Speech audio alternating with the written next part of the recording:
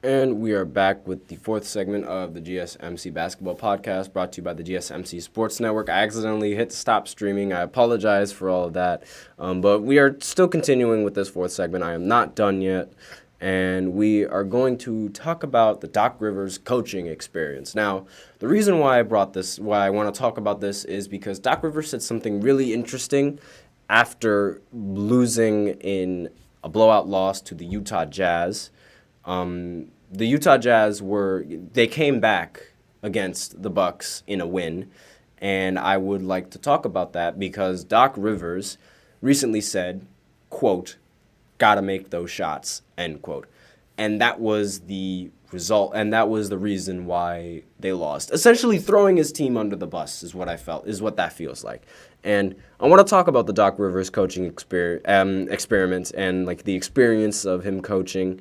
But before I begin, I want to say that Doc Rivers, great basketball mind, much respect to him for being able to coach the teams he has coached, and he even won a championship, so I have nothing but respect for people like that. But I simply cannot deny facts or series of events that happen under his watch, which is what I'm going to be talking about. So why am I talking about this? Again, because of that quote. He said, "Gotta make those shots," essentially throwing his team under the bus. In my personal opinion, that's what it feels like. If my coach says that, like, I would think he's throwing me under the bus. I thought this quote was funny because he's acting like his decisions and him coaching isn't a problem whatsoever. Might I remind you, the team has only won one game under his watch, and they've lost 3 of the games under his watch, one of them being a blown lead. And that's the reason why I'm going to include this segment, because of the Bucks and their current position with Doc Rivers as this coach. So, why? Why does he only have 1 win under his belt? Let's dive into this segment. So, we have to go back in time, however, to Doc Rivers' first coaching experience when he started his career with the Orlando Magic. Just in time for when T-Mac decides to sign with the Orlando Magic in free agency. They also had Grant Hill. However, he succumbed to injuries, but there was a lot of expectations from this Magic team, and there was a lot of good things being talked about this Magic team. He was talked up as being one of the best shooting guards in the league at the time, T-Mac, and Grant Hill was also been talked as being one of the best small forwards in the league at the time.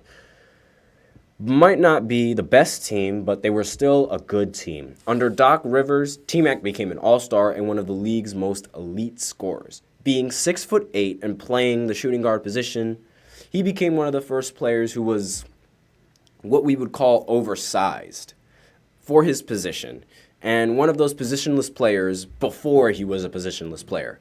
Because he's 6'8", he could do everything on the offensive side of the ball, and this didn't go unnoticed by Kobe Bryant.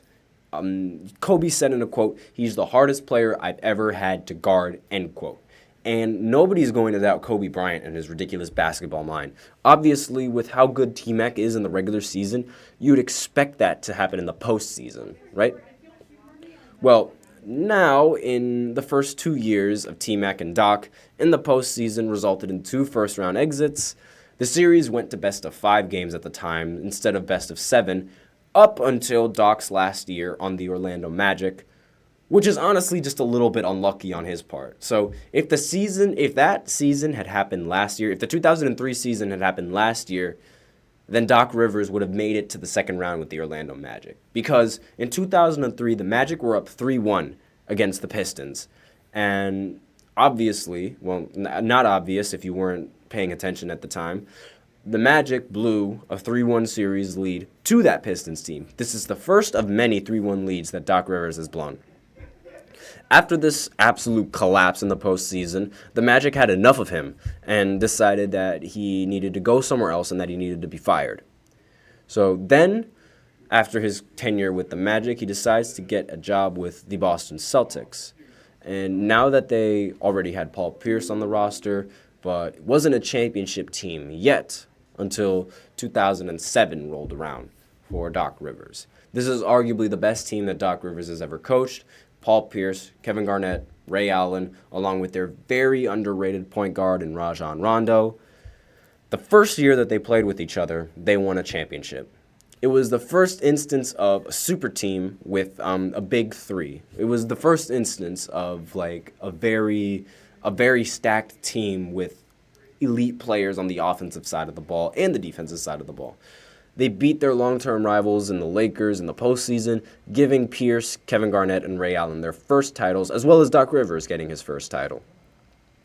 Everything seemed great for him, but if you think there's more success coming, you're absolutely wrong. The next season, they make it to the second round, but then they run into the Orlando Magic. I don't know if you remember, but the Orlando Magic used to be the team that Doc coached. And now this Magic team had DPOY Dwight Howard. This is who is the second coming of Superman. Shaq isn't going to like hearing that, but that's essentially what he was. But they were up 3-2 in that series. Despite not having Kevin Garnett, they were up 3-2 in the series. And it looked like Boston was going to have this series in the bag. But they ended up losing to the Orlando Magic. And if they lost, like, the idea was that they were up 3-2. And if they lost to the Orlando Magic at home, because the Orlando Magic played at home, then it was fine. Because then they'd go into Game 7 and they'd win in their home court. But that didn't happen. They were unlucky because Kevin Garnett was injured in this series, so it was just seen as a pass for Doc because it's not really fair when your roster's been injured. Big deal. And they run it back, beating LeBron and the Magic to make it back to the finals where they rematch their rivals, the Lakers. Once again, they went up 3-2, and it was starting to look like the only reason they didn't three-peat was because of an injury. But as you all know, we know what happens. They went and they blew the 3-2 series lead with Kobe shooting 6 of 24 and 0 for 6 from 3 in Game 7. That is horrible. Kobe was just chucking the ball up in the air and practically giving you that opportunity to win. But it didn't happen because of what they will later find out of Doc Rivers. That's the reason. But I digress because as of right now, to the point of his career where he was on the Celtics, nobody really thought that Doc Rivers was the problem. He made the finals 2 out of his 3 years, and that is not bad whatsoever for his team. So the team decides to run it back. But if you guys remember what I said about the Boston Celtics beating LeBron that last year, after that series, LeBron got pretty angry and decided to be the bad guy and decided to sign with the Miami Heat in free agency. He should have won the MVP that year, but he didn't because people were still upset at him for joining Miami. And with that big three in Miami, the Celtics stood absolutely no chance in the series, losing in 5 games. LeBron was on an absolute mission to get to get to the finals, to get his ring, and they had no chance against LeBron. And for the rest of LeBron's career in the Eastern Conference, he would turn the Celtics into his child, and he would kick them out of the playoffs every single year whenever he wanted to. That's just LeBron. And that's exactly what happened to Doc and the Celtics for 2 straight years. 2 straight years. He lost to the greatest basketball player ever, LeBron James. Yes, he's the greatest basketball player ever. And in the final year, they lost to the Knicks. And that was probably the breaking point for Doc with the Celtics. Oh my gosh, I lost to the Knicks. And that would end up being his last year with the Celtics. And obviously, Doc must have had nightmares thinking about going against LeBron in the postseason every single time. So he decides to take up a tenure and coach the Clippers. Now, obviously, just jokes about LeBron, but you know what LeBron does to his opponents in the Eastern Conference, especially when he was in his prime. This is arguably the most infamous tenure of Doc Rivers in his coaching career. He coached one of the biggest what-if stories in Lob City, Chris Paul, Blake Griffin, and DeAndre Jordan, along with 6-man Jamal Crawford, just to name a few great basketball players. Call it bad luck, call it bad ball. We all know what ends up happening with this Clippers team. Now, the first year of the coach wasn't that bad. Losing to Kevin Durant in the second round with the Thunder and prime Russ isn't really easy. And because of this, nobody really felt any sort of suspicions towards Doc as their coach until the next season came along. So let's talk about next season. They were up 3-1, and before I go into this season, I should mention how Doc Rivers leads his team to great regular seasons. He does this every single time. So being good in the regular season for Doc is expected. But I'm focusing more on the playoffs here.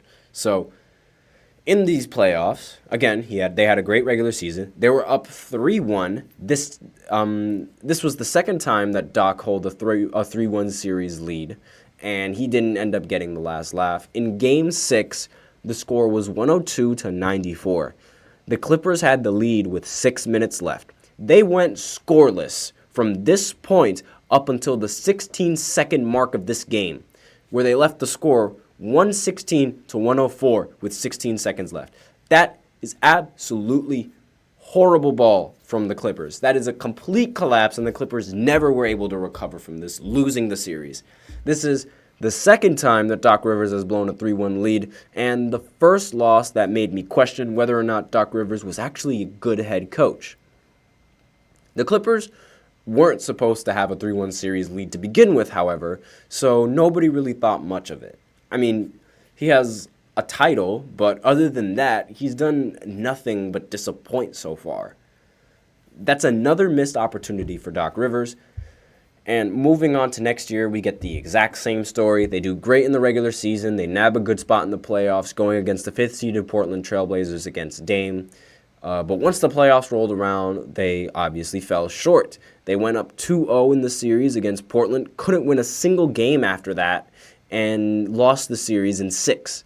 That's another missed opportunity because that Portland Trailblazers was known to be a weak team because their defense was notoriously bad, having Damian Lillard there. And that's another missed opportunity. The next year, they decided to run it back. They lost early in the first round again, this time to the Utah Jazz and Gordon Hayward and Rudy Gobert. They lost in 7, but it's still another missed opportunity. The blame wasn't really going for the coach up until this point, however. It was going to the players, particularly Chris Paul. So Doc Rivers was sort of getting saved by some of his players not playing well. So with that in mind, the Clippers decided to blow up Lob City and start a whole rebuild with Doc as their coach. And he decided to participate, and without really expecting it, they made the playoffs, and they took the overpowered Golden State Warriors with Kevin Durant, Steph Curry, Klay Thompson, Draymond Green, and DeMarcus Cousins at the time. They took them to 6 games. This was, sorry, I just need a breather because I've been talking so much. This is well above their expectations, and a lot of people were excited for this team. And the excitement went through the roof when the Clippers got Kawhi and Paul George in the offseason. Now, immediately, everybody expected that this team was going to win a championship with those two. The second that they landed, they had a great regular season in 2020, but we all know what happened in 2020. COVID-19 struck. And once COVID-19 happened, we weren't sure if we were going to get a playoffs or the Battle of LA.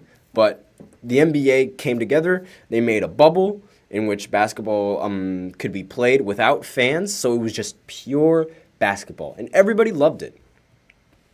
The Clippers make it all the way to the second round. And they hold a 3-1 series lead again. And it seemed like the Battle of LA was finally going to happen in the Western Conference Finals. But as you know, the Clippers do what the Clippers do, and they just collapse under the pressure. In Game 5, they were up 18 at the half. In Game 6, they were up by 16 at the half. And in Game 7, when there were 4 minutes to go, they were up by 12 at the half. They lost all of these games. It's not like they weren't supposed to have the series lead like the last time. They were the favorites to win it all. And after the loss, the Clippers had enough of Doc Rivers, as this was the second 3-1 lead that the team has blown under his watch, and the third 3-1 lead that Doc Rivers has ever blown in his entire career, and fired him. This was when the media started to notice the pattern with Doc, and in the postseason, every single time his team chokes when the lights shine the brightest. This was when people started to notice that. However, the excuse for the Clippers was that they played in the bubble. So Doc wasn't even getting that much blame for it. It was just the fact that they were playing in the bubble and there was no fans. But everyone was playing under that exact same stipulation. So it was just excuses piling on and excuses for Doc. Not to mention, to make matters worse, Tyronn Lue comes in as head coach for the Clippers next season, and then takes the Clippers to the Western Conference Finals for the first time without Kawhi being healthy. So that is further adding to Doc Rivers' humiliation and failure as the head coach for the Clippers. And looking for a new job, he decides to take up the coaching spot in Philly to coach Embiid and Ben Simmons. You guys know how much I love Ben Simmons. So Embiid has some of his best seasons under Doc Rivers, at least in the regular season. In the first year that Doc was being head coach for the Sixers, they took the 1 seed in the Eastern Conference. They beat the Wizards in the first round, and then they faced the Atlanta Hawks in the second round, which looked to be an easy win for the Atlanta Hawks. Well, not the Atlanta Hawks, but for the Sixers. But then this series became most infamous for the downfall of Ben Simmons. And this was the series when Ben Simmons passed up a wide-open layup. We've seen it. Everyone has seen it. Trae Young was defending him in the paint, and Ben Simmons saw that, immediately made the pass to somebody else closer to him in the corner. I have no idea what he was doing. I have no idea what he was thinking. Like, Trae Young is a toddler compared to Ben Simmons, 6'10" compared to 6'1". Obviously, there's a huge height difference. I don't know why he just didn't go up. It was terrible.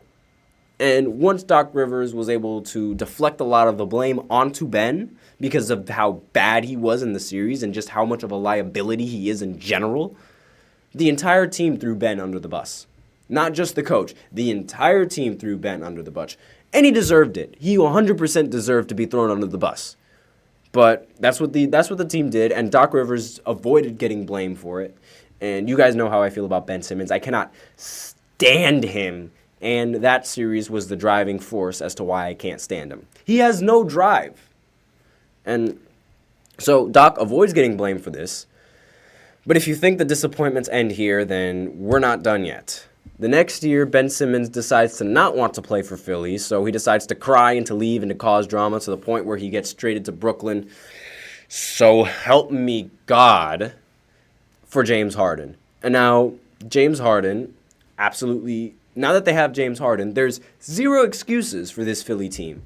They have all the pieces that they need. All they have to do is execute. They matched up against the Heat in 2020. They tied the series 2-2. However, James Harden failed to show up in the final 2 games. Harden has a history of as well as not performing well in these games, and he was playing like as if Ben Simmons never left. He was playing like he was extremely passive, with no heart, didn't look like he wanted the team to go far whatsoever. He wasn't doing anything to contribute to the team. Embiid didn't play well in that final game either, getting a box score of -29 in Game 6 and losing by 35 points.